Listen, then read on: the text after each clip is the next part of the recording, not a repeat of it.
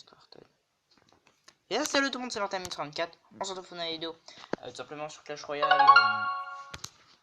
pour qu'on parle un petit peu. Donc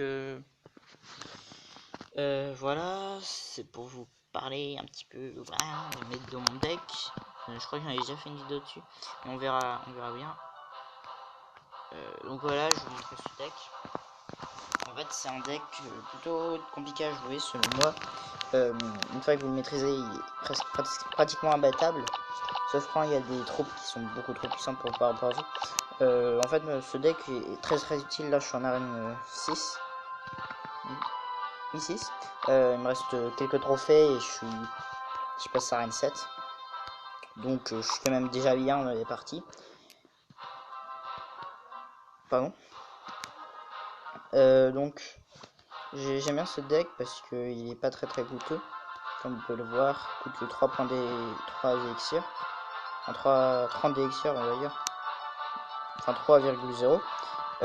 Donc ce deck est plutôt, je pense, facile à prendre en main. Parce que il y a que des cartes qu'on joue la plupart du temps. Après, ça dépend de Barry Gobelin. Parce que, en fait, Barry Gobelin, c'est bien pour faire des agressions. En gros, mousquetaire baril, ça fait un petit peu de dégâts. Baril pour tanker, et mousquetaire un mousquetaire qui fait beaucoup plus de dégâts que les gobelins. Regarde. Donc ils font 96 de damage. Elle en fait 132, 142, 146 plutôt. Et 132 de par seconde. Donc bah, c'est déjà bien assez. C'est déjà assez bien plutôt. Autant parler français.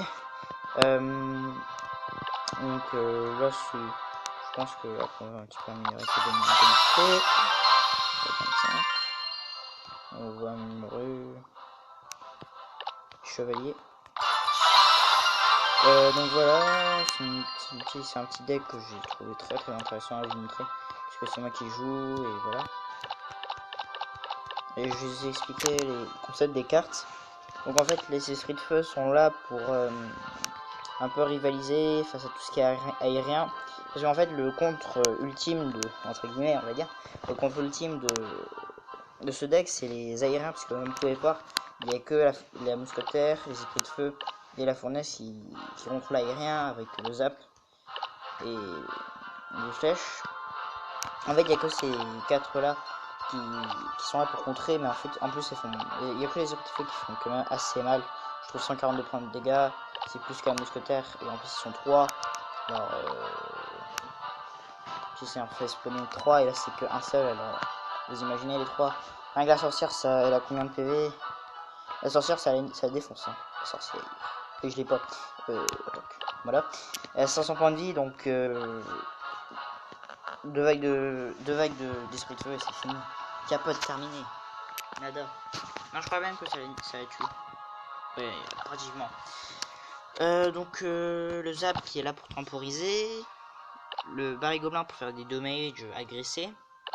Les flèches pour un peu par rapport à l'armée de squelettes que j'utilise aussi. La mousquetaire pour faire des dommages et contrer aux sorciers. La fournaise pour accompagner l'esprit de feu et toujours faire encore plus chiant. En fait, c'est un deck de bâtard, si je peux me permettre le mot, parce que t'as pratiquement tous les comptes de tout le jeu. Ok. Si, donc l'armée de squelettes pour contrer géant, pratiquement tout.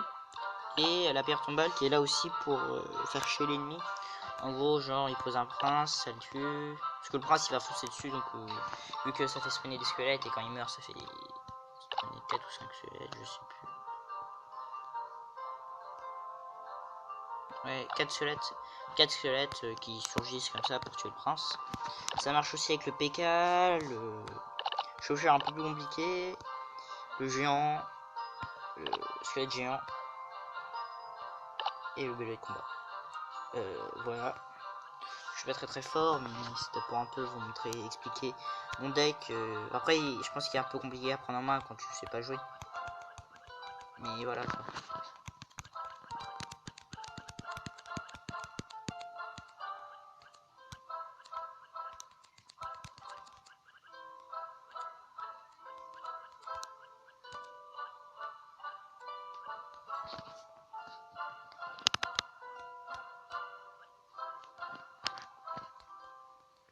bug. Donc voilà, j'espère que cette vidéo vous aura plu.